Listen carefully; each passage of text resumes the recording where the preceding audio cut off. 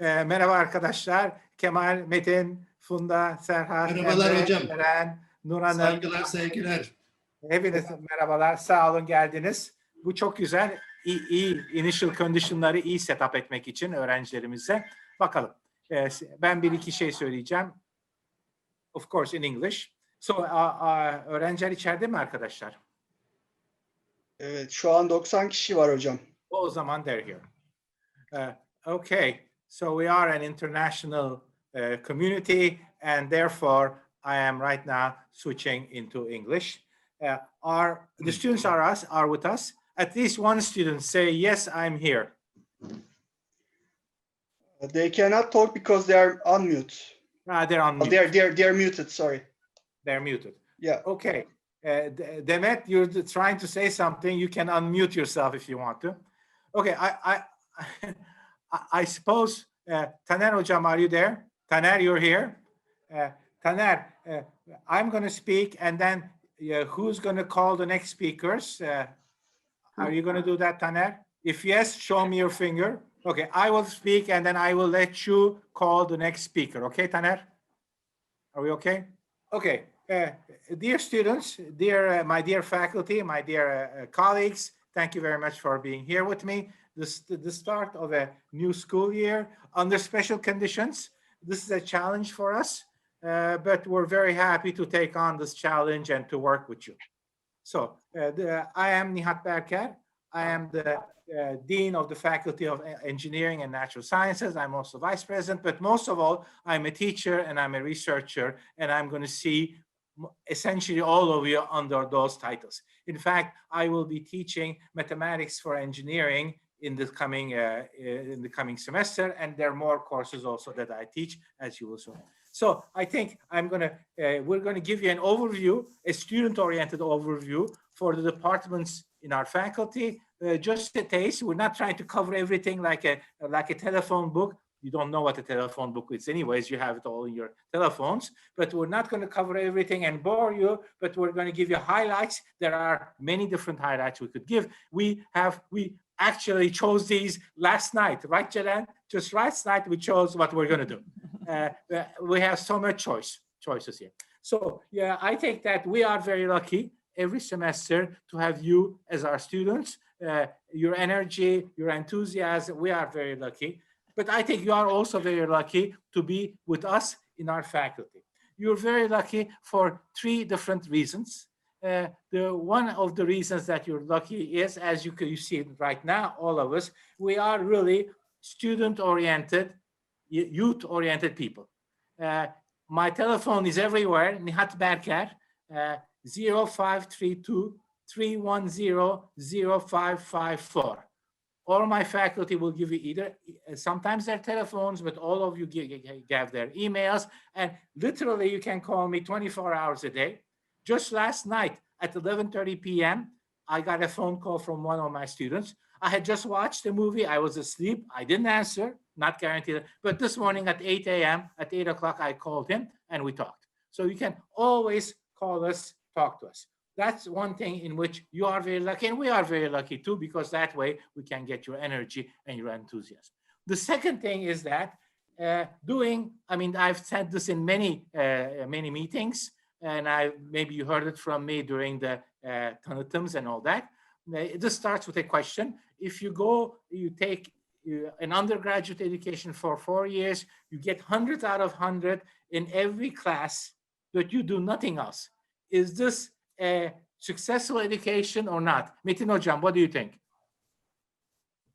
Is this successful or not? You get 100% in every class, but you don't do anything else. Exactly. Is this successful or not? I think this is not successful. No. If you get 100 in everything else, but you do nothing else, you get 100 out of 100 in every class, but you do nothing else. That is worthless, I think, in our day. Nobody gives a prime to tired old homeworks, quizzes that hundreds of thousands of students have taken. Everybody says, in which project has this young person worked on? In which real life project? And that is the basis of our work. So we take students on, undergraduates, to do research with us. We cannot do that research if you're not there. You cannot taste this joy if you're not there. So, for example, in the next year or two, I will take probably half a dozen students into my research group, and we will work together. And if you want to, if you apply yourself, we will show you the way. And before you finish your undergraduate education, you will have published one or two and maybe more. I see Kemal Hocam here. If you work with Kemal Hoca, you will have published many more articles in journals. And that will, first of all, it's a big joy. And that will make you unstoppable in whatever you do afterwards. So that is one advantage. We will meet you and we will do research with you. This was the second advantage. The first advantage was that we're student-centered. The third advantage is that, again, I see my colleagues here, but we work very closely with industry. Our curricula in three of our departments are completely project-based, with projects coming out of the industry, with people from the industry working with us, and later on taking you for practical training and taking you for a job right after. And I can say working in industry in real life is also a big joy. My younger son is an undergraduate like you, but he's here because of he took one semester off because of the epidemic, and now he's working with Yemek Sepeti. He's a chemist, physicist, neuroscientist, an undergraduate, but he's working with Yemek Sepeti, and I've never seen him happier because he's working with a real life project. And every one of you will be working with real life projects. So these three advantages are, I think, great, and nobody else in Turkey offers them to you. So you lucked out. Lucky you. You didn't luck out. You knew us. That's why you came. So this is Milli Piyango has hit you. You come to this great faculty with all my friends here. And we will prove this to you by giving the word to our different department members. Again, these people are our department heads are going to say something. And then we chose one faculty member to tell you about her or his research. And we will have great 4 years with you. Again, you can call me anytime, 532-310-0554. Therefore, I have finished what I have to say. And Taner Hocam, you will tell us what the schedule is. Who's speaking next? Yeah, we can continue with the mechatronics engineers. So you are the head of the department, so you can go on. Okay, mechatronics is a new department. Sometimes being new is an advantage because from the beginning you can set it right, and you can get the right people coming. Young people, young youth is always good. I wish I were young. I try to stay young. You can get young people, dynamic people immediately. We have that in two of our departments, in mechatronic and in civil engineering. And in mechatronic, we have set up our curriculum so that it's all project-based. So therefore, if you want to learn statics, you're not going to take a dry old course from a physicist like Nihat Berker. You will build a bridge, and then you will learn statics from there. If you want to learn F equals ma, again, you will work on another machine, and therefore you will machine with someone from industry right in there working with you. And those are two departments, mechatronics and civil engineering are completely like that.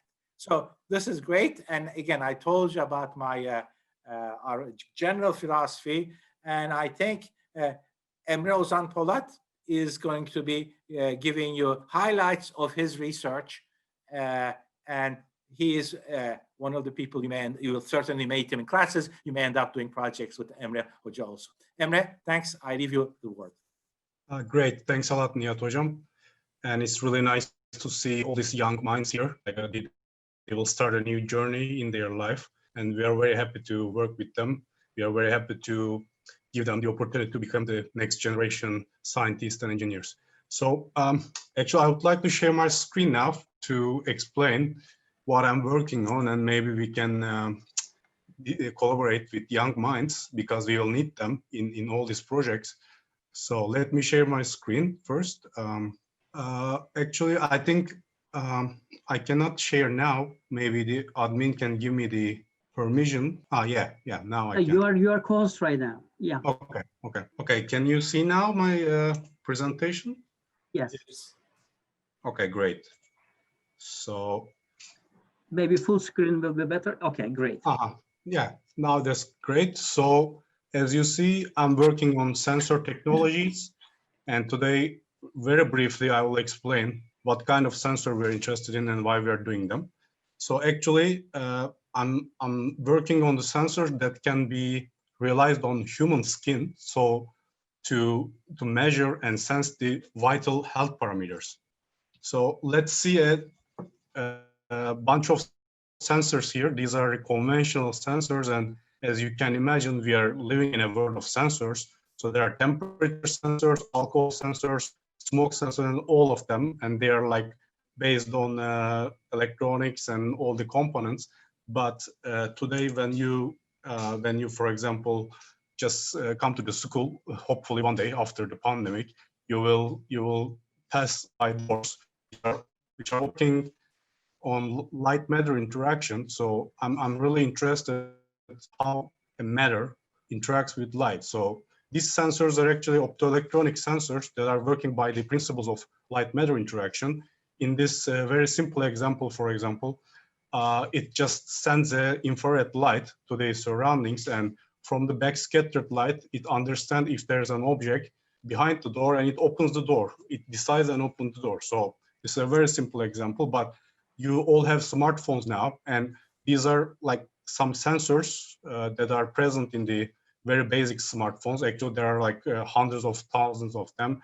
I mean, let's read some of them. Like there are accelerometer, gyroscope, magnetometer, GPS, proximity sensors, and all of them. And now, thanks to the advancements in electronics, these are just nicely packed, and they are like very, very small, and you can do a lot of things by using them. So also there are now key enabling technology like Internet of Things and 5G. In the near future, the density of the sensors around us will be increased by a huge amount, and we will be personally interacting by sensors. So one of the main idea of my research is on the image sensors of the camera. So this is a photograph of an image sensor in a camera. So when the light shines on this sensor, it actually captures the image. But as you see, this can only capture the visible light. So you can see all around you like a normal eye. You can take photographs, but you can also ask that there are like very large spectrum of light, but we can only see the visible light. And why not others? So the answer is actually yes, you can, but you need to use different materials to see the behind the visible light. And then this is called hyperspectral imaging because you see an visible image of the object and also the information about its interior properties. For example, by just looking at your phone camera, you can just see the quality of your food. Let's say if there's a rotten parts inside an apple, or you can see under the night conditions. This is called night vision, and you can actually perform security operations which are present in the in some of the shopping malls and everywhere, and the homeland security. And there is thermal imaging that allows you to see the heat of an object. So these are all nice applications, but these are all behind the visible part. So by adding some materials, you can actually gain this property. So I'm working with graphene, which is a pure carbon allotrope, and this wonder material actually allows you to make some optoelectronics application that makes you see all the spectrum nearly. So one of the projects that I'm working in is the hyperspectral phone camera. So this is just a vision. This is not realized yet, but in the end of the project, we are aiming to come up with a product like this. So when you're going to buy tomatoes, you can just check with your phone camera and see which one of them are good, and you just pick them. Or even for a better cause, if your baby has allergens, like because all the milk seems the same to the eye, like the gluten milk, for example, cow milk, rice milk, and the other milks are all white, but you might be able to see from your camera that the milk in the bottle is not allergen for your baby. So which is a very good initiative. So another good opportunity of my research area by using the intrinsic properties of this graphene, we can actually convert all these wearable technologies like a smartwatch, smartphone, and all fitness band and ebook. You can actually seamlessly integrate this on the human skin. On the right, you see a person wearing all of them, but you don't see any of them. So this is also a very good, this has a very good reason because there are 400 million people in the world who do not have any essential healthcare services, basically due to the poverty and disability and whatever. So you can just make a smart medical patch and stick to them to measure their vital signs. So this is one of the projects that I'm working. Thanks to the graphene, you can make them transparent and flexible so that you can use it on human skin without being seen. So we actually completed some part of this project and make a transparent and flexible bracelet. And this can read your heart rate and your respiration rate without requiring any other light. It just reads the interaction of sunlight with your skin, and then unlike the previous conventional pulse oximeters, it can read many properties without requiring any battery, and this is totally wireless, and you can actually interact it with your phone. So yeah, the next stage on this project is to make, as I mentioned in the previous slide, if we can convert this into a smart medical patch, like a normal medical patch that you buy from the pharmacy, but it's smart. You can measure heart rate, oxygen saturation, hydration, and all the vital parameters by just sticking a medical patch on your skin. This is something that I'm working on, and this is very exciting. And as you see, this is also something that I explained in the previous slide, but I really want to mention because this is an important aspect. So now we are in the world of wearables 1.0, which includes the devices, but these are bulky devices, and these are huge bulky devices that you wear, and it looks like robot on you. I mean, this is not the real end purpose of the wearables. So we are converting them to be seamlessly integrated on your shirt or on your skin, so that you just wear a normal shirt and it will give you your vital health parameters. So yeah, these are the summary of what I'm interested in now and what I'm working as a research. So we're interested in flexible and transparent technologies that can read your health parameters, and we are converting them to the different form factors like smart medical patch. And I'm also working on image sensors and light matter interaction and to see beyond the light actually. And then I'm also working with the flexible display applications to nicely package them to make a maybe flexible cell phone or a bracelet to show all these properties. I would like to thank you a lot to participate today, because I hope I can just give you some insights on my research, and I hope you are interested. I'm very happy to work with you, and if you have any questions, I'm really happy to answer. Thank you. Thanks a lot. Thank you, Emre Hocam. The next department is the civil engineering. So the head of the department, Professor Metin Ger, is with us. Okay, the stage is yours, Metin Hocam. Thank you, Taner Hocam. First of all, I welcome you all to one of the better environments of higher education. I'm sure you will definitely enjoy the recently adapted novice educational medium, where I believe you will be the major actor of the system as a student, as Nihat Hoca previously mentioned. Civil engineering is a discipline which deals with practically all human affairs, such as shelter issue, fresh water and disposal of wastewater, transportation, and as such. Actually, that is why we recently changed our approach to civil engineering, and we call it built environment engineering. I will be very brief because Ceren Hocam will follow me to explain her research work. I wish you all the best throughout your life in KHAS as a student, and I want you to be sure of that. We'll always be next to you. Welcome you all again. With your permission, Nihat Hocam, I will pass the floor to Dr. Ceren Gürkan. Thank you.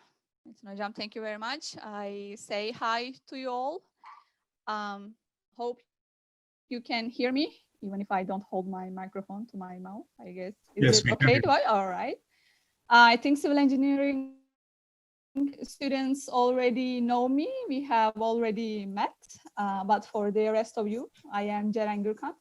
I work at civil engineering department, and first time doing an orientation online, new for you guys and also new for us. So I am welcoming you all. I also did prepare a little something.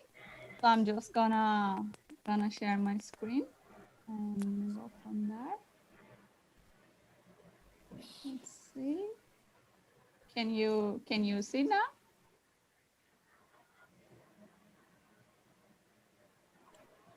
Anyone can see my screen now? Yes. Yes, we All can right. see. All right. So I was planning to give in a little bit of the numbers of our faculty. Really will pass this part really fast. So in our faculty, there are 7 different departments, and we are 691 students right now.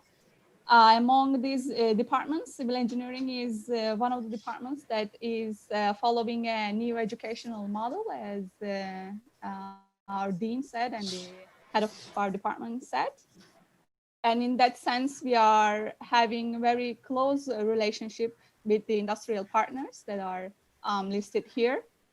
We did created our course content with them. So we sit and we listen the needs, and we design our courses according to the needs of the industry. We are also having really close collaboration in internships for our students. And I mean, we will in the future, because this is a new department, and our first students, they came last year, 20 of them. So we also invite them for some specialized talks. They are the best of what they do. So we are in very close relationship with them. I just wanted to mention that. And all of you, not only the civil engineering students, all of you will go through the core program in your first year of education, which is very, very different than any other university's first year courses. These are the courses that you will be taking in your first year. They are very enjoyable. I think you will enjoy them. Here our aim is to before making you a very great, successful professional, we want you to be conscious human beings, living in peace with the environment, living respecting the others, the ideas and the environment of the around you. So the courses you will be taking, some of them are human ethics. I will be with you in the next semester in the design culture, design encounters course. So we will meet again in that course. I will be teaching a module. And you have history of humankind. I don't think I don't hope, but I know that you will enjoy these courses. And the second semester, these are the courses the civil engineering students will take. I will be with them in the equilibrium of physical systems course, and I will be coordinating the understanding mathematics course. So again, in that course, we will be in interaction. So this is enough of the faculty and the department. What I do is that I did graduated from Middle East Technical University in 2011. And in 2013, I finished my master's in computational mechanics. So computational mechanics is not many of you may be surprised, but computational mechanics is maybe you don't know, that's very normal and you don't expect a civil engineer to do a computational mechanics master, but I did. I will explain you in a second what that is. And in the same area, I did my doctoral studies and my postdoc. And just a year ago, I have started my work here in KHAS University. So since I am a civil engineer, but as I said, I did my master's and PhD and postdoc working on computational mechanics. What I do is basically something like this. I am with this screen all the day and coding and running and some models, and I am trying to get some results, meaningful results.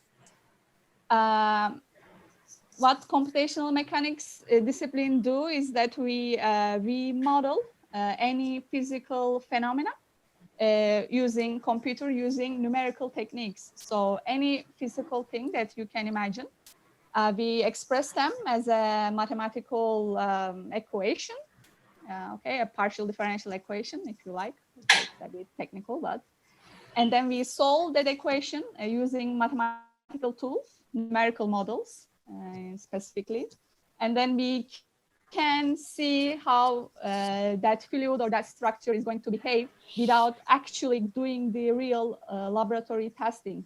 Because the laboratory testing, you can do that if you want to build produce a car, for example, and you want to test the durability of the car, you can go to a huge testing environment and take the car and hit it to the wall, and you can check. But with today's technology, we can do that. Without doing that, we can do that using just a computer. This is what I do. I personally work on modeling of fluids, but computational mechanics can be about modeling anything. Okay, so here are some stuff that you can do, very enjoyable things. So for example, you can model a beam. For civil engineers, this is, you will hear a lot of beam, the word beam in the coming 4 years. So you see a beam deflecting because of the excessive wind flowing around it, or you can model an airfoil, a wind turbine. You can do optimization, solve geometrical optimization problems. For example, this is what I do on the left down part. Is a model of your vessel. As your blood flows through your vessel, we can model how that is deflecting the shape of your vessel. So this kind of stuff, really enjoyable things we can do. What I want to say here, showing you these different examples, eventually what I want to say is that today, the borders between different engineering disciplines, or not even, it doesn't even have to be an engineering discipline. The borders between disciplines are very gray. So many of the projects we work, they involve interdisciplinary working. Okay, so we collaborate, all of you. If you are a civil engineering student, for example, it doesn't mean that you need to go to the construction site and put your helmet, and that's not only a civil engineer do. Okay, so we do a lot of different things. We work interdisciplinary. Today there are no borders. This is what I want to say. And as we do all this research, eventually what we want to do is to publish some things, publish papers. And this is very important for you guys as well, because if you are involved in one of those projects, and if you publish a paper during your undergraduate education, this increases the chances, this like significantly increases the chances of you getting accepted to a higher education institute. Okay, So I highly encourage you to get involved with this project. We are constantly, as your teachers, we are constantly looking for funds, national and international funds for our research projects. And we are constantly in need of students that would work with us, that are willing, interested on working with us on those projects. So I highly encourage you. Not only, don't get me wrong, we are not only interested in graduate students, we are also interested on undergraduate ones. So knock my door if you are interested in computational mechanics, on computer modeling. I am constantly in need of students. Okay, and I mean, knock my door. I'm not in my office, but just, you know, send me a mail or whatever. So don't hesitate if you are interested on what I am doing, or what any of your now professors will show what they are doing. Don't hesitate on sending them a message. Just shout out. So I think that's all I want to show. Thank you, and thank you very much. Okay, thank you very much, Ceren Hocam. So the next department is the Electrical and Electronics Engineering. So head of the department is Professor Serhat Erküçük, and so he is with us right now. So the floor is yours, Serhat Hocam. Serhat Hocam, your microphone is muted. We can't hear you. Okay. Thanks for the warning, Taner Hocam. I'm starting again. So, hello everyone, welcome to both Faculty of Engineering and Natural Sciences, and also the electrical engineering students. You are also welcomed to our department. Our department is one of the oldest departments in the university. Since 1999, we've been taking students, and about 17, 18 years, we've been having graduates. Both are known in industry in Turkey, as well as in Europe and some in the North America. Not only in industry, we also have graduates who are doing their master or PhD degrees abroad, who are faculty members in Turkey or abroad. So we have a wide range of faculty and industry-related student graduates, and we'll be happy to meet you in the department and share our experiences. Now, I just would like to show you shortly our faculty members. So we have the president, Professor Sondan Hoca, the director in physics, and Professor Nihat Berker. He's actively teaching both and also actively doing research, despite he's the vice rector and dean, in addition to his administrative duties. I'm the department head. My research area is wireless telecommunications, and we have a wireless communication group in our department, and we both give that education both in undergraduate, graduate, and we have research projects on that where both graduate students as well as undergraduate students are working, and we welcome you to work with us as well. We then have Professor Panayırcı. He's a well-known telecommunication professor in Turkey and worldwide. He's a professor of emeritus, and he's again in our group. Professor Metin Şengül is a professor on the circuits and electronics. Professor Timur Aydemir, he recently joined us. He's a professor on electric machines as well as power electronics. We're very excited to have him join us. We have Associate Professor Atilla Özmen. He's an associate professor on neural networks as well as image processing. Assistant Professor Selçuk Öğrenci. He works on deep learning, artificial intelligence, and sensors. And finally, Assistant Professor Yalçın Şadi. He's our young fellow, but he has many good projects. He's again a member of the telecommunications group. And not to mention, we also have double collaboration with the computer engineering department regarding telecommunications with Taner Arslan, Tamerda, and a few other professors. And we'll be happy to have you in our projects. Now, talking that much about telecommunications, I'll just give a brief overview of what we have in our group as conducting research on telecommunications. So here, what you see is 6G. So what is 6G and when will it come? So we're now currently implementing 5G because the standardization process has been over. Now we're looking into 2030, okay? So in academia and in research, people need to look at future. So in that case, you can't really still talk about 5G, but design 6G. So I'll give a short introduction of what we do.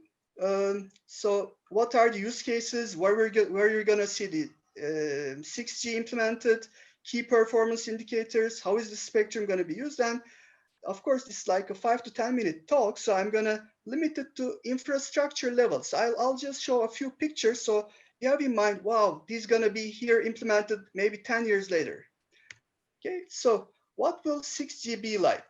Okay, so before that, of course, we need to understand what 5G will be like. 5G will be Internet of Things. Everything will be connected. Now, when you say 6G, it will be at least 10 times more of that. So 6G systems will be based on extreme densification and of the network infrastructure. And we want faster data rates. So we need to do distributed processing. We need to use cache memories. And another thing of limitation of 5G, today we can use up to a few gigahertz spectrum. Now we need higher frequencies. We need terahertz communication. So those are what researchers are now talking about and what we're looking into. Other improvement of the 5G properties come with network slicing and multi-access edge computing. Also now in 5G, we look at ground technologies, but we will be using ground, terrestrial, satellite, and I'll show you with a slide as well. And of course, these computation and everything should include some machine learning technologies.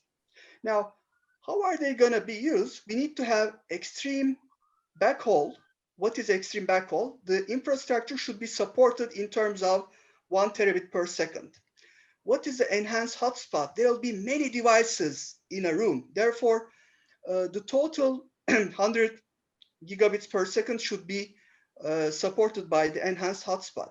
There will be the devices not only connect to the hotspot, but talk to each other.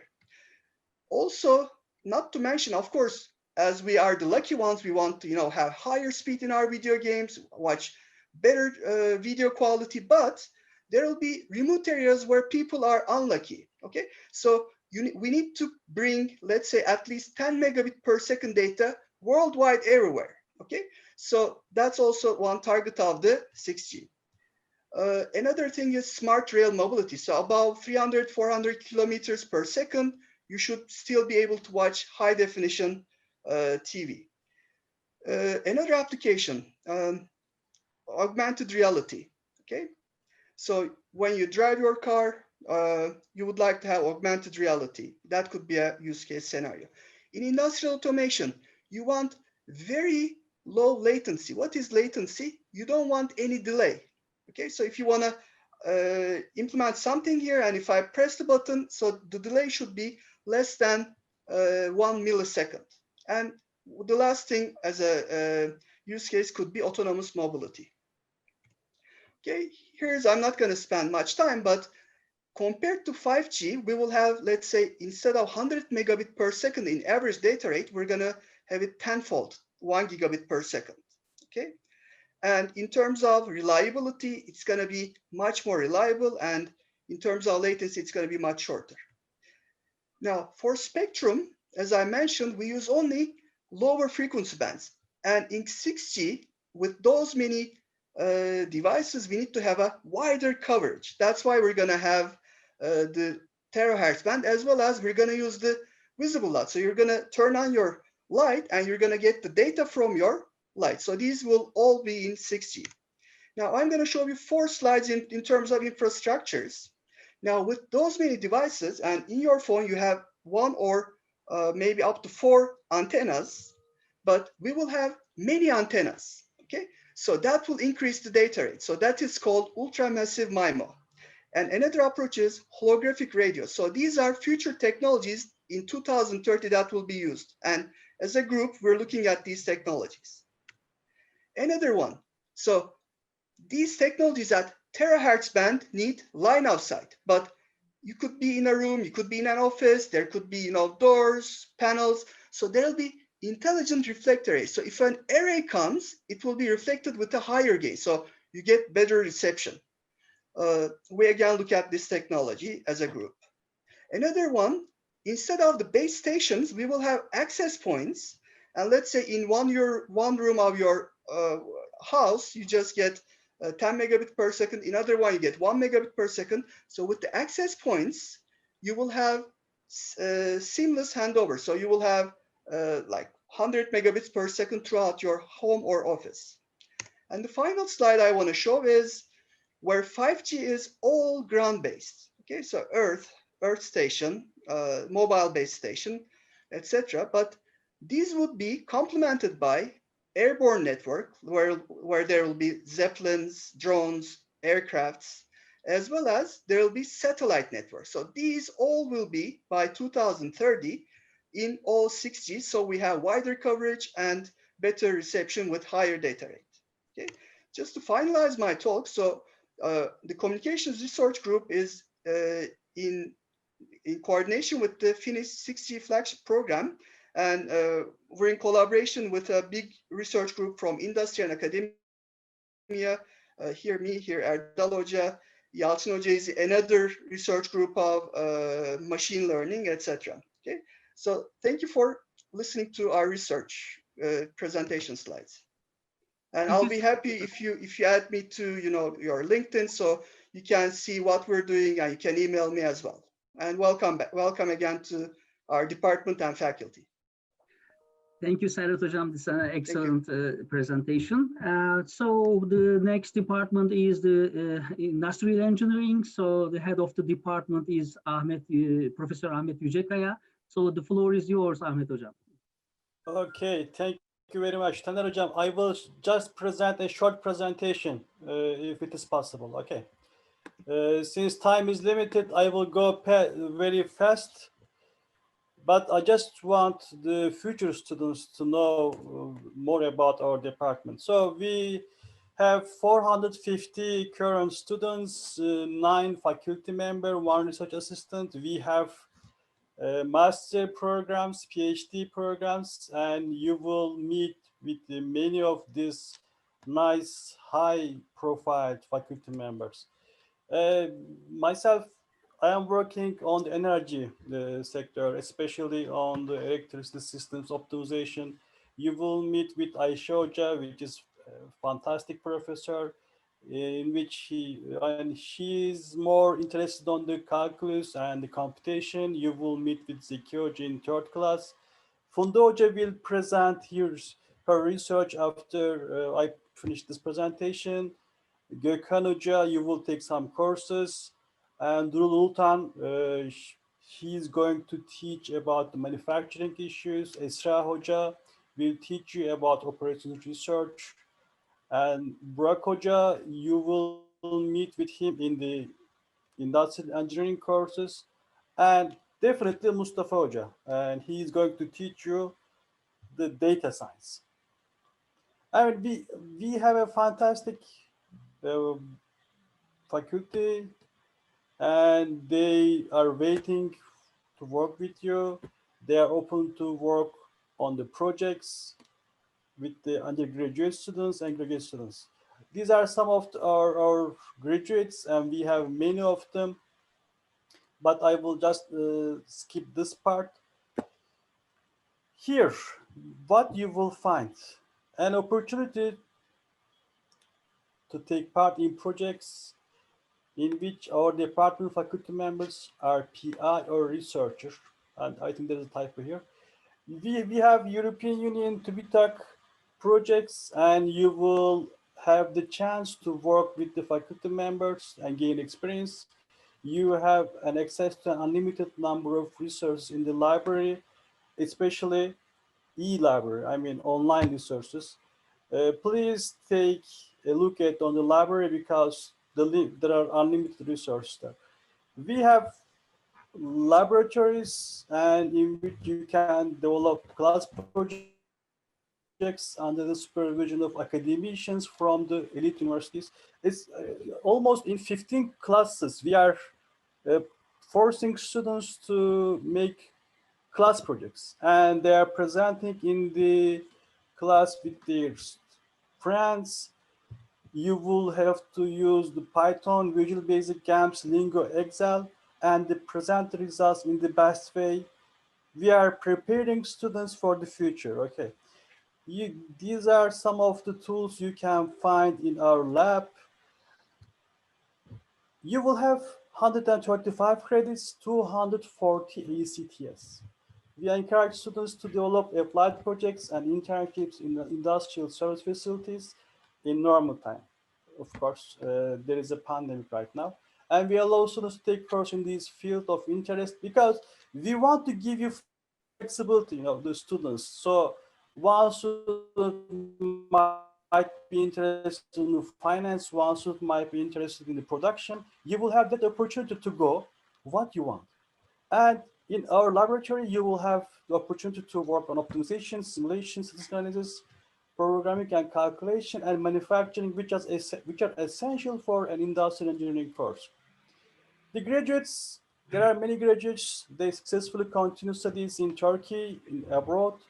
They progress in their careers and do successful work in different positions in almost every industry. We have some students like Safiye, Dehan, Murat, they got like full scholarships from reputable universities. We have some students already finished their studies in other countries. As a result, be ready for the challenging future. Okay, we are waiting for you. We are ready. And please, you also get ready. I'm leaving the floor to Funda Hoca. She will present her research. And we will meet you in coming future. Thank you, Taner Hocam. Thank you, Ahmet Hocam. Hi all, welcome. I will also share my screen. Okay, I think sharing, okay. Can you all see me? I mean, the slides? Yes. Can you see the slides right now? Yes. Yes, we can see from now. All right, thank you.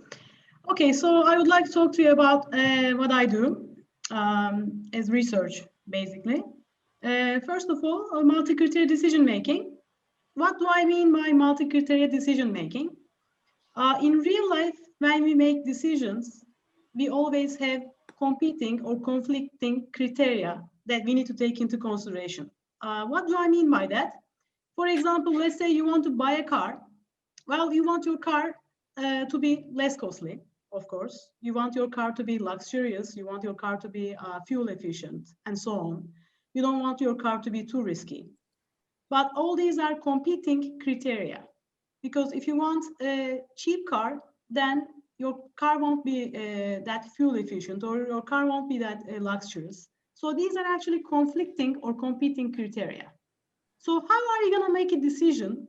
Let's say you have several alternatives in your mind. Let's say you want to buy, let's say these alternatives are Toyota or Honda, or let's say BMW or Mercedes or something. Well, how are you going to rank these alternatives in your mind from the best to the worst? By taking into criteria, all these criteria at the same time. So this is basically multi-criteria decision-making, and there are lots of methods that you can apply in real life also to real problems to make decisions. Another research area that I do is, mostly this is in general called operations research. And what we do here is we actually optimize things. So we try to optimize systems. What do I mean by optimization? Basically, you try to find the best way of doing things. We mathematically model systems as much as we can. And then we solve these mathematical models and eventually find the optimal solution, which means finding the best solution to do things. So what I do is I do operations research applications in the service sector, emergency response, disaster relief, healthcare, logistics and transportation, supply chain management, and infectious diseases, especially epidemic models. So basically, in this area, what we do is we identify the problem, then in multi-criteria decision-making mostly, we identify the criteria and the alternatives that are in our minds.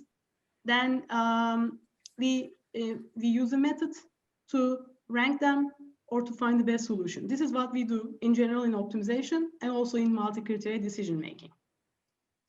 So the part that I'm really interested in is actually doing research with students.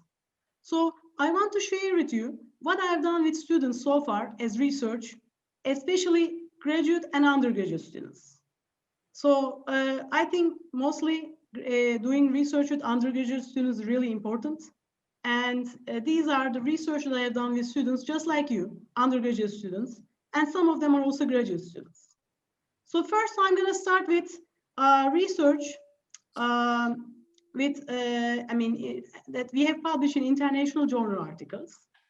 So the names that are shown in bold are actually students in these journal articles, and these are in their international journal articles that are indexed basically. So the one recent research that I've done is with Burak Erkankaya, is actually evaluation of COVID-19 pandemic intervention strategies. What we have done is actually, we have investigated 16 different intervention strategies of countries worldwide. And we have asked 7 physicians in different areas. And we have ranked these intervention strategies from best to worst using a multi-criteria decision-making method, a hesitant fuzzy analytic hierarchy process. So we found out that, for example, declaration of emergency is the best choice, and then comes, isolating or quarantine of infected patients and so on. So we have ranked these intervention strategies with Burak. Another research I've done with my master's student, Zeren Yenice, is actually multi-objective stochastic model for an earthquake relief network. So what we have done here is there are storage areas that you keep the relief aids.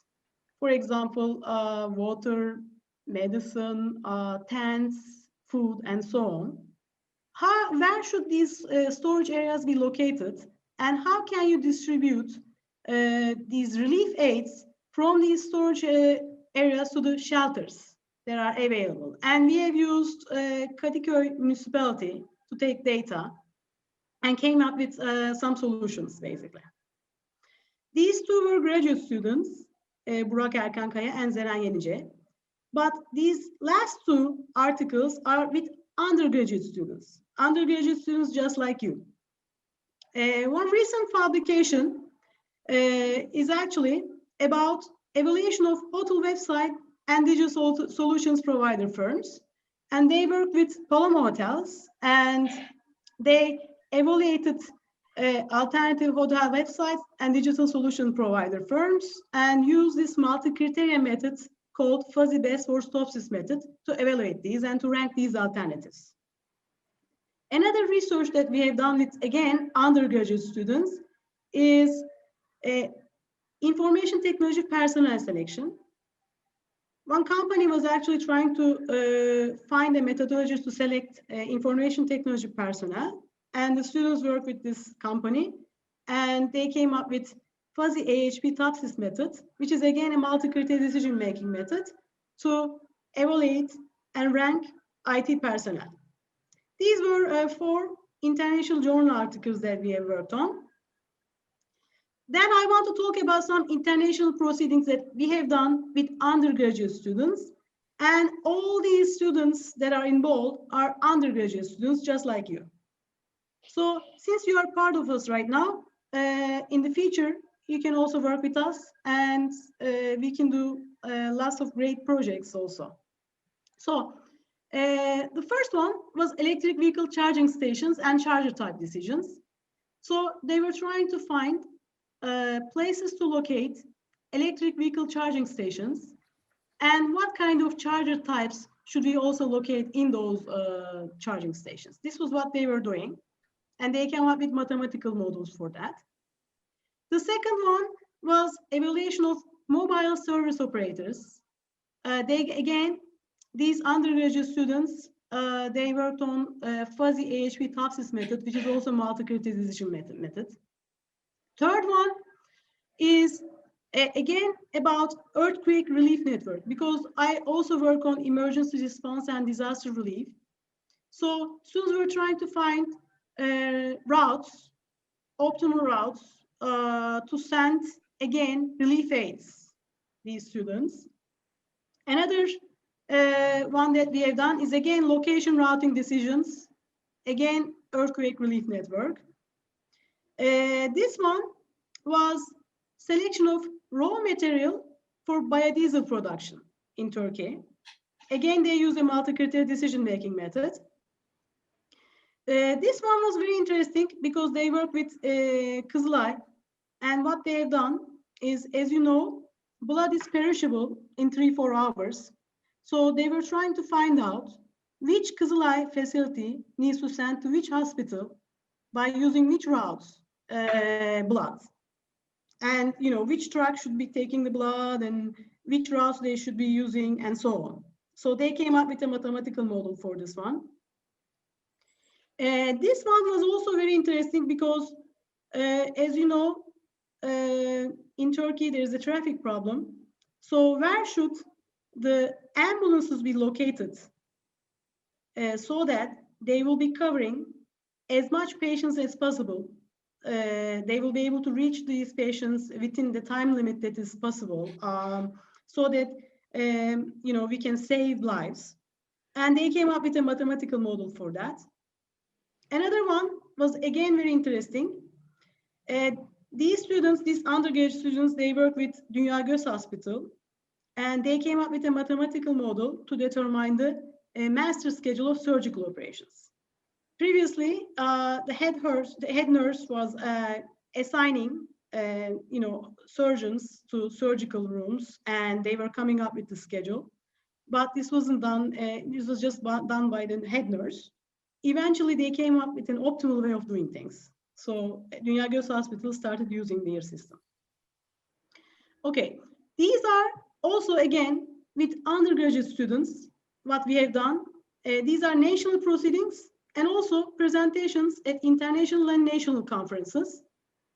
So here, the first one, road improvement for a career track. Again, about logistics, they came up with a mathematical model. This was also, the second one was also about ambulance location.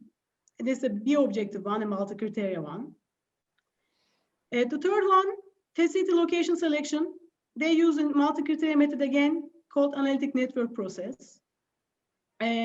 Also, software development for activity-based costing in production systems, another one.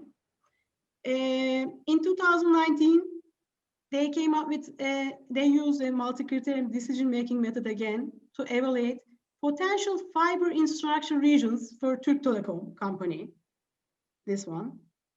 This one was also very interesting. The students decided to rank the coffee shop alternatives in Bağdat Caddesi. So they used a multi-criteria method, fuzzy AHP Prometi 2, to evaluate these alternatives. And this one also about earthquake relief network came up with a multi-criteria stochastic model.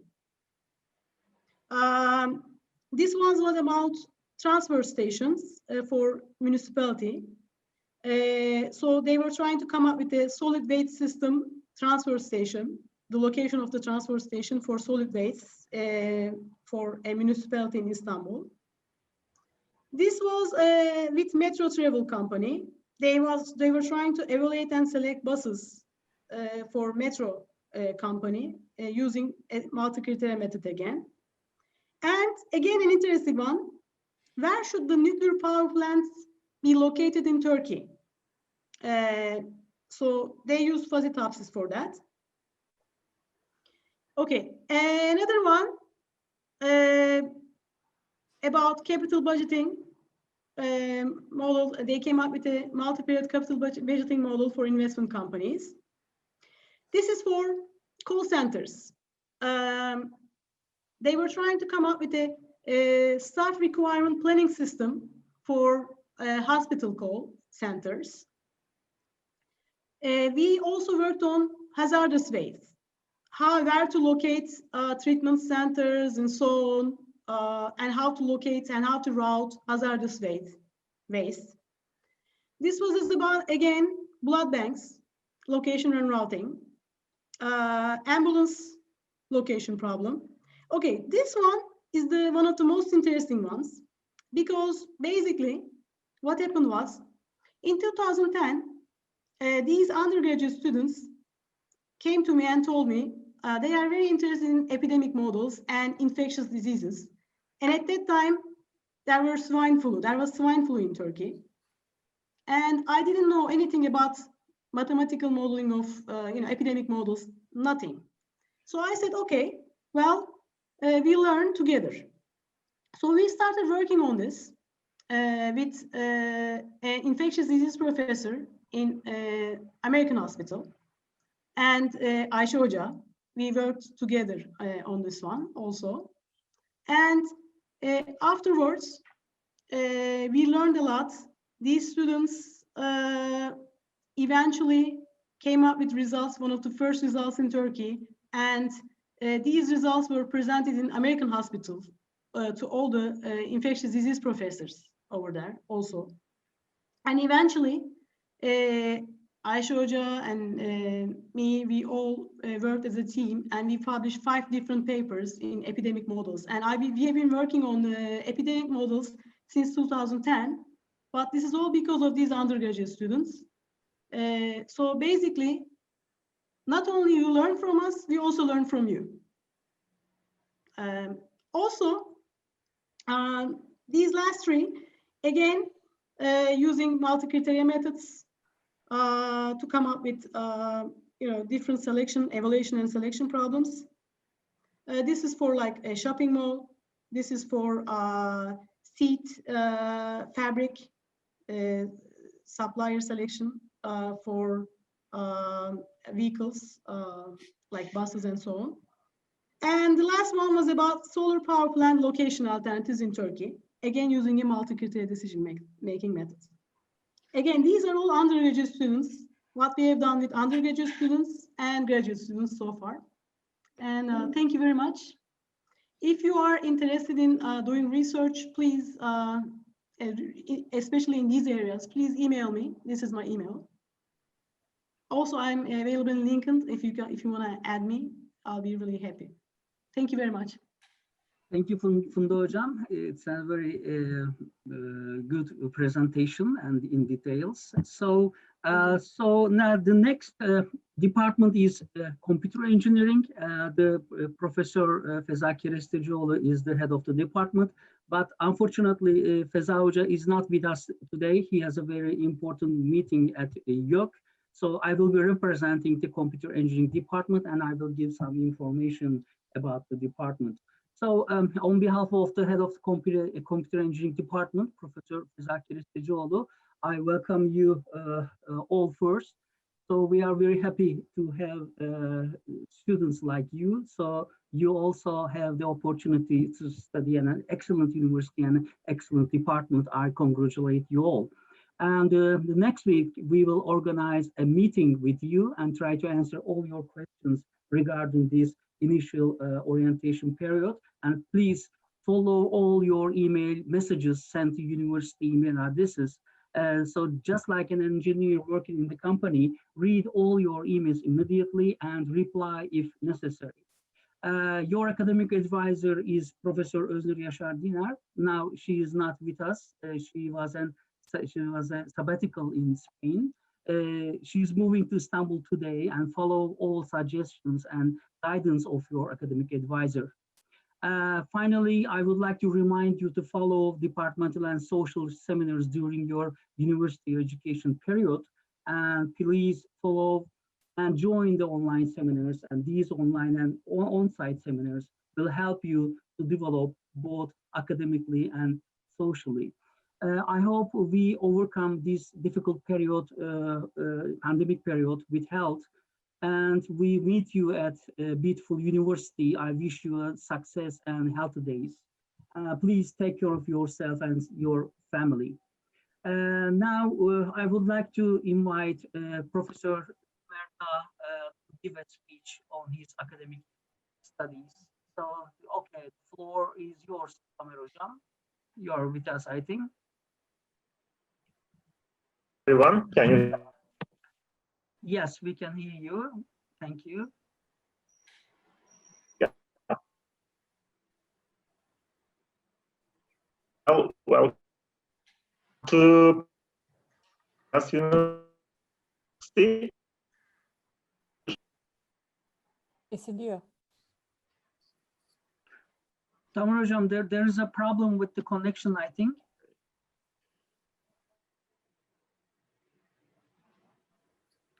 Is unstable. Can you see the slides Yes, right now? yes, yes. Okay. My name is Tamer Dağ, and I am working at the computer engineering department as an associated professor. And for those who are in computer engineering department, you'll be taking probability and statistics class in your sophomore year. Also, computer organization architecture class during your sophomore year.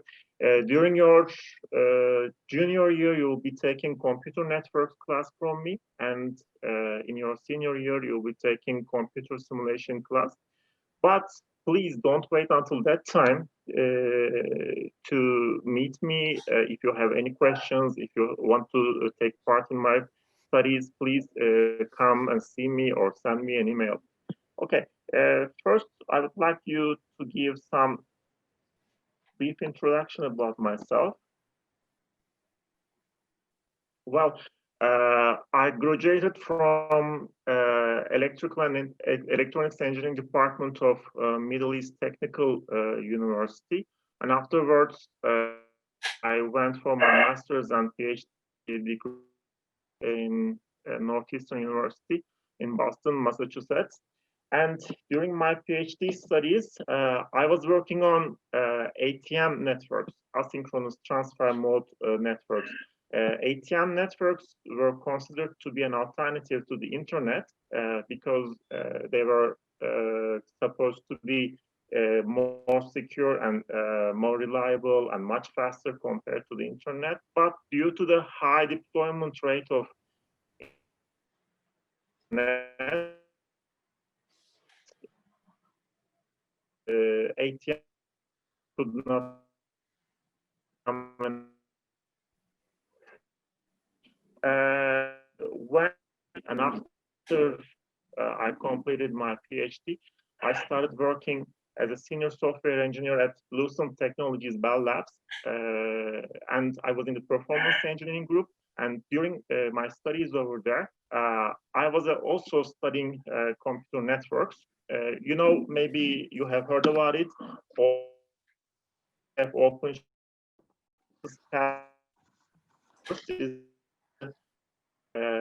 internet routing technologies. I was modeling the Lucent network for OSPF. And Tamer then, Hocam, sorry for interrupting, but your network is unstable. So maybe you can turn off your video, that it should be better. maybe, all right.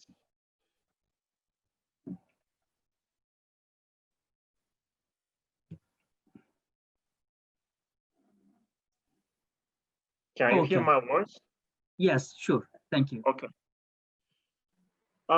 Well, I was modeling the Lucent network and then for OSPF. And if in the real network there was a problem, such as a link or a node here, it was crucial for us to understand, trying to analyze that on the simulation, on the OSPF simulation, and then take measures. Well, I worked at Lucent Technologies for about 5 years, and then I came back to Turkey. First, I studied for Işık University as an assistant professor, and right now I'm at KHAS University. And what do I do? Well, these are my major research areas: wireless sensor networks, is my major research area. Well, we talked about sensors, but if we deploy a large number of sensors, maybe hundreds of sensors or thousands of sensors, we obtain a wireless sensor network. And the primary purpose of deploying a wireless sensor network is to collect some information from the deployment area. Well, what can we collect? For example, we can collect information about temperature. We can collect information about humidity, movement, or anything that you can name.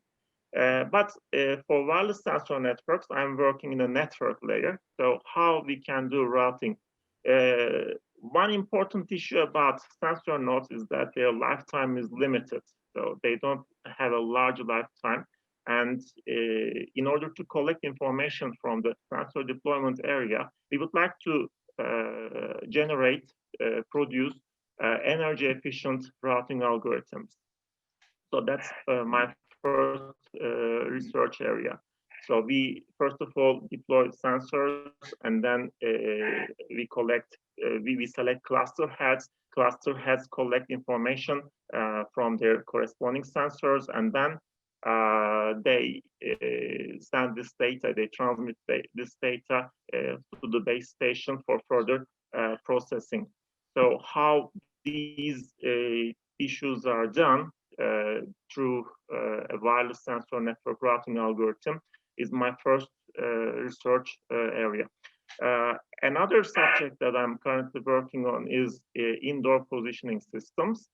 Well, we are using GPS systems to find our way when we are out, for example, when we are inside the university, when we are inside the hospital or the airport. The GPS signals cannot penetrate through buildings. So if we want to find our direction while we are inside buildings, we can positioning.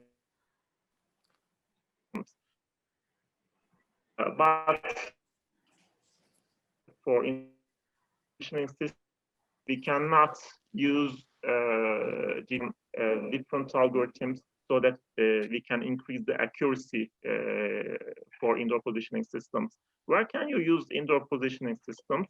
For example, if you are in the university and you are searching exactly where am I, if we have successful indoor positioning system, or maybe you are inside a shopping mall and you are searching for a shop. With the IPS system, you can find where the store is located, and then routing can be done so you can find the directions to the store. Or when you are in front of a store, well, happen the store and check there, and they can say this product is on sale, for example. So indoor positioning systems have a variety number of a large number of different users. Another area that I'm working on is image steganography. Image steganography is the art of hiding data inside an image. So, for example, you might be using an image, but inside that image we can have some other secret data inserted by using a steganography algorithm. Here our purpose is to insert as much data as possible, but without changing the signal to noise ratio of the image. So an outsider will not be able to understand that some other images, some other data is inserted inside this image. So there are various algorithms for image steganography, and this is one of my other area of research. And finally, I started working on machine learning algorithms. And with my last PhD student, we worked on identification of critical proteins associated with the Down syndrome. So by applying different machine learning algorithms, we try to find out which of those proteins are important for Down syndrome. So which one of those can cause the Down syndrome. Okay, and these are my students, my graduate students, my PhD and Master of Science students. But you don't have to be doing your master's degree or PhD degree to work with me. You can always and with me if you are in any of these. Up to now, I have 4 PhD students graduated. The first one is Eylem Erdoğan. Eylem is currently an associate professor at Medeniyet University in the electrical engineering department. Then Korhan Cengiz, he's currently an assistant professor at electrical engineering department of Trakya University. Tanış is from Pakistan, and he finished his PhD last year, and he got accepted from FAST University in Pakistan, and FAST University is one of the top universities in Pakistan, and he's right now with the computer engineering department over there. And my last PhD student, Handan Kulan, she just graduated this summer. It was in July, and this week she's University.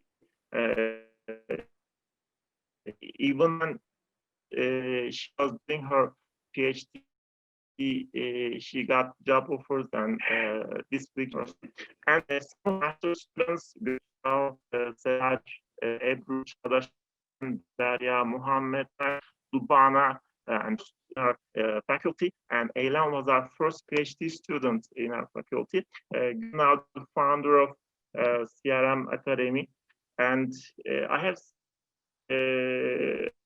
other students, and what they are doing right now.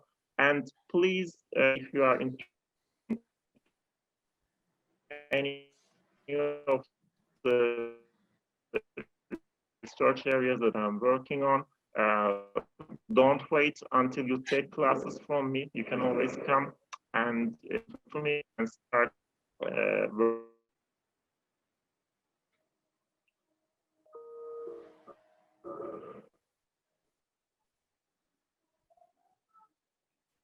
Okay, thank you, Tamer Hocam. So the next department is Bioinformatics and Genetics. So the head of the department is Professor Kemal Yelekçi. So Kemal Hocam, you're at the university in your office right now, as I understand. Yes, Taner. Okay, okay. The floor is yours, Kemal Hocam. Thank you, Taner. I'd like to welcome you all. It's a great pleasure for us to meet you, dear students. First, I would like to give some basic information about the department, and then my colleague Demet will give you a brief introduction of her research. So I'm heading the department, and actually I'm the founder of this department. About 7 years ago, we just established this department. So about 2010, we opened the master's degree first, and we established some basic things after getting the experience about this department, and then we started the undergraduate department. And we are a very unique department. So we are the first department in Turkey with this name. And also we have also the master's and PhD programs as well. So the department actually erupted with the urgent needs of the data erupted in the world late last 20 years regarding the biological studies. You know that the human genome projects identify the human genome as well as the other creatures' genome sequence. So that generated huge amount of data. Also, we are getting some new data about the proteins, RNAs, DNAs, or whatsoever. So we need to a new discipline to assess all these data, make them useful for the scientific area, for humanity or for research people doing in this area, health people, doctors, and just you name it. So it's a multidisciplinary area. So as the name implies, the first part is bioinformatics. We teach all the necessary tools and programs in this part. So one can learn how transform all these data into computers and process them, make them useful, get meaningful results out of these data. So in that sense, it's really an important, and it is getting more and more important. For example, if you go to doctor, maybe for some genetic diseases, they will ask you to get intern and exon analysis. So analysis is just okay, but processing and assessing the data is really very difficult. So they send those data to outside of Turkey to assess it. So we plan to raise these young students in our department to assess these data and make them useful, okay? So there are also many other bioinformatics area or the computational chemistry, drug design also is another part of it, or simulation of biologic system using computers. So we use all the other areas important, disciplines like mathematics, or physics, statistics, such that also we teach the basic necessary major courses in molecular biology and genetics as well. We have very good equipped laboratories, and we are in the process of setting up new ones. So these young guys, our students, are lucky to be in that environment. Demet will give you more detailed information about her research regarding the proteins. So I recommend these young students, our department, to take all these in series and do the best that they can. The second part is also important. I recommend them to join the research projects of our faculty members. We have an excellent faculty members. They have their domestic and international research projects. So really doing research is another important part of the education. So I would like to give one information about 3 months ago, we just published a paper regarding COVID-19. So we carried out this research with my one undergrad and one graduate students, and really captured the attention of many researchers. We received more than 100 citations already. So do the courses best as well as you can. Also stick to the research projects that your instructors are carrying out in our department. Okay, we are really very happy to have them and teach them those research projects item by item, so they got used to already how to carry out the research, or write a research, carry out a research, present the results of the research, also publish the results. These are really very important in their future careers. So we just graduated second group of people this year. So what they are doing, basically they are going academic work, okay?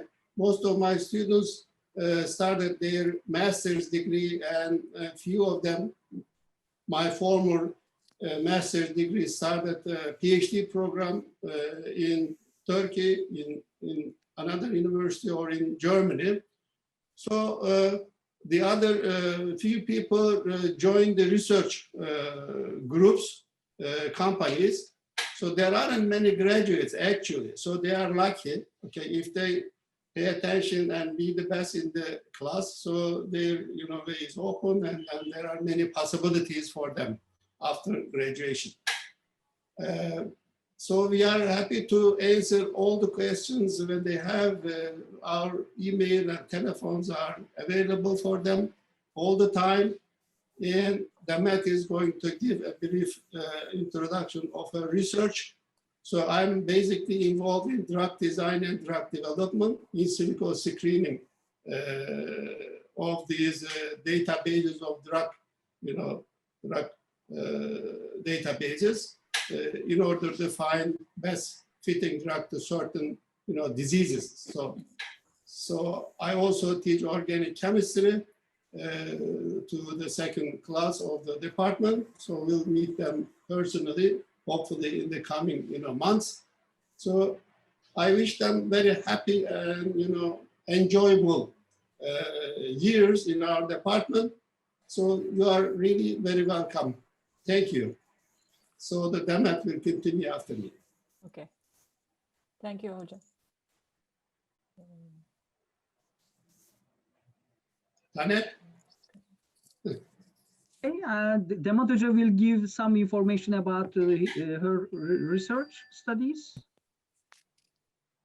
Yeah. Am I able to share my screen now, or? Let me check. Yeah, you are co-host right now, Demet Hocam. You can share your screen. Share screen. Click on the share screen. Hold on. Green button at the end. Yeah. Share screen. Or press Alt button and then the S, and you can use your keyboard. Alt, alternate S. Tamam. Pardon. Okay. Tamam. Galiba olacak bu sefer. Evet. Share bir saniye. Okay, excellent. Tamam. Süper. Hello, everyone. I hope you're not too tired. We are the last department, I know. Let me just very briefly talk about my research interest, what we are doing in this department.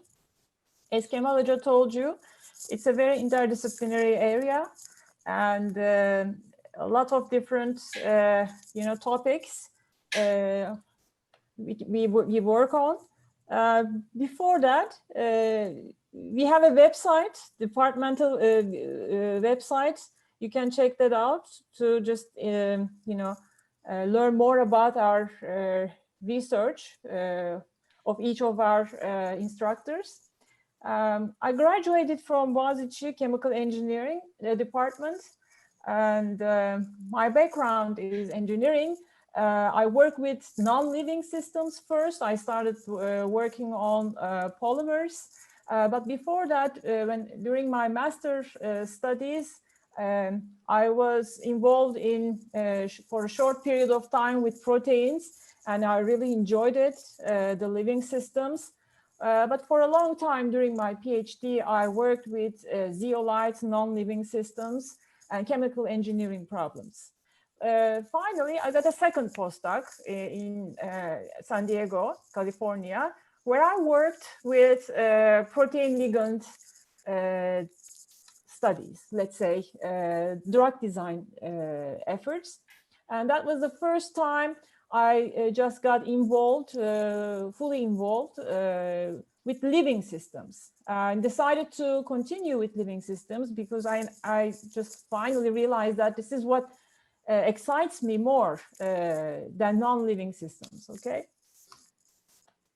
So my basic topics are, I wrote down the Turkish ones, sorry about that, but dynamics of proteins, their allosteric mechanisms, computer-aided drug design, protein-protein complexes and their structural properties, signal propagation.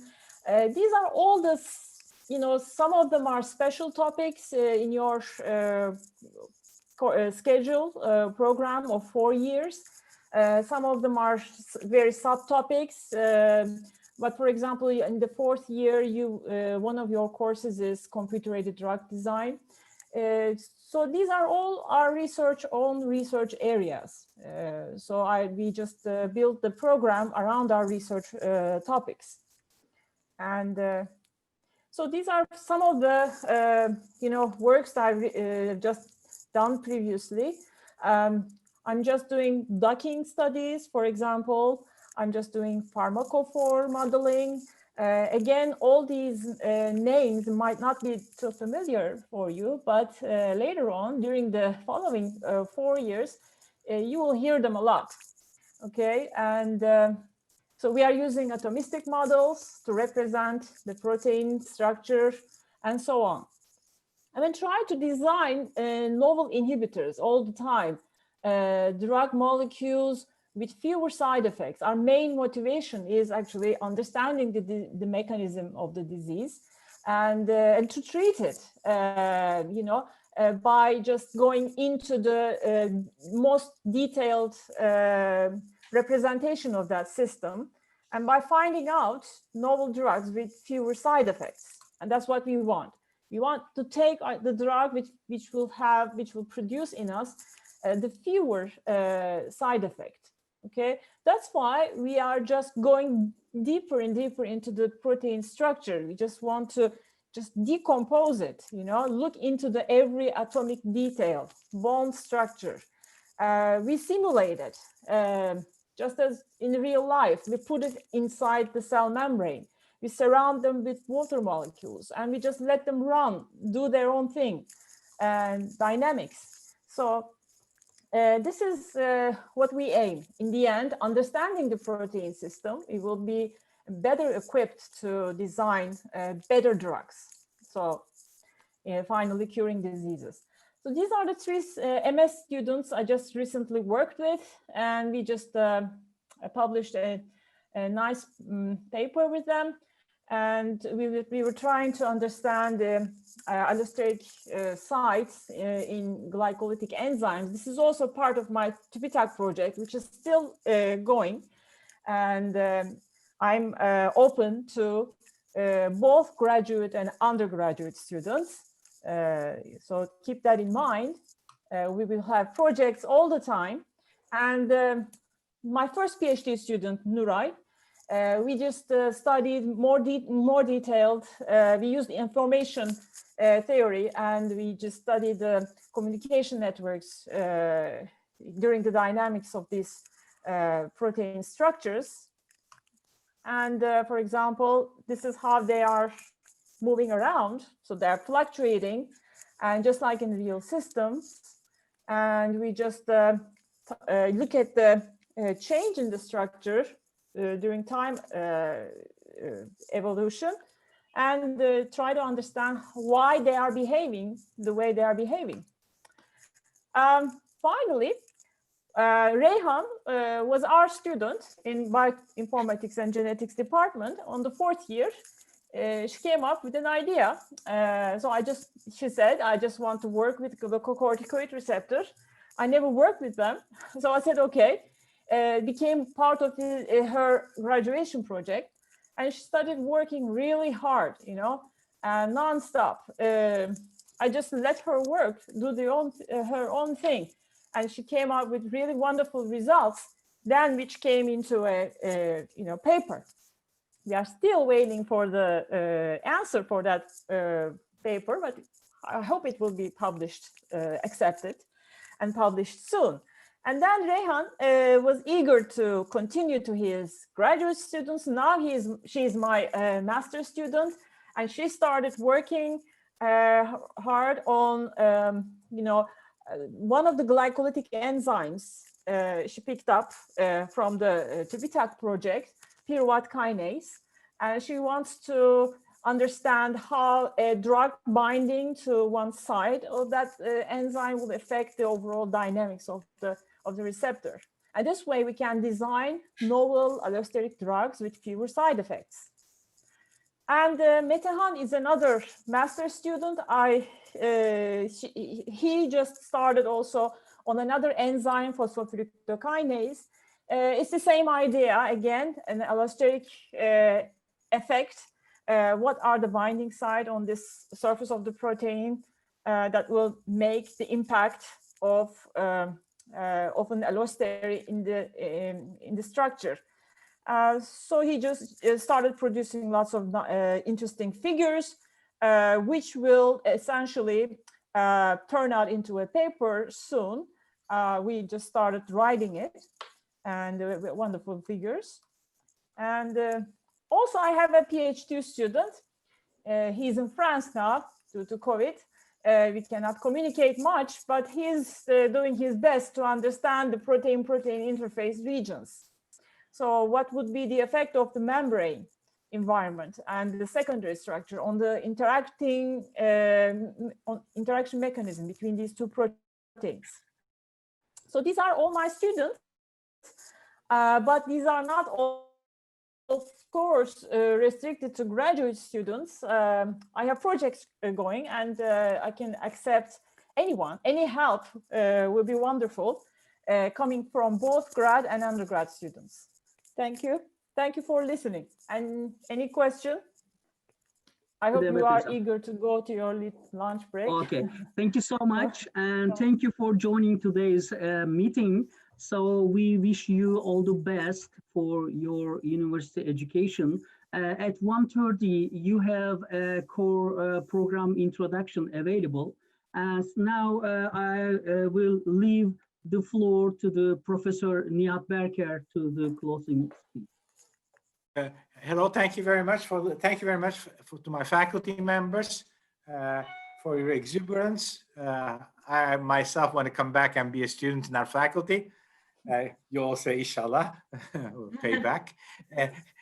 Anyways, thank you very much for your exuberance, and to our students, thank you very much for being here, for joining us. And the more I talk, the less you will eat. Therefore, I stop. See you in the afternoon. Goodbye for now. Hoşçakalın. Bye bye. Thank you. Bye bye. Bye bye. Teşekkürler. Hoş Görüşmek geldiniz üzere. tekrar.